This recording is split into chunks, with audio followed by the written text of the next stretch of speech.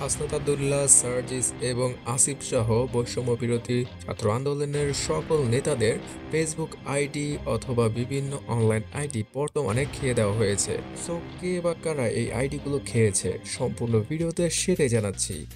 Guys, আপনারা অনেকেই সায়েদ আব্দুল্লাহকে চিনেন। তিনি তর্কের মাধ্যমে বিভিন্ন ধরনের গুমর ফাঁস করেছিলেন আওয়ামী লীগ সরকারের। তো তার আইডিটাই সর্বপ্রথমে খেয়ে দেওয়া হয়। তিনি অনলাইনে এসে এটা জানান যে প্রথমে তিনি মেসেজ পান যে তার আইডিতে বিভিন্ন ধরনের রিপোর্ট মারা হচ্ছে অথবা আইডি খেয়ে দেওয়ার চেষ্টা করা হচ্ছে। তো তিনি মেটার সর্বোচ্চ সিকিউরিটি নিয়ে ফেলেন, বাট কোনো কাজই হয়নি তাতে।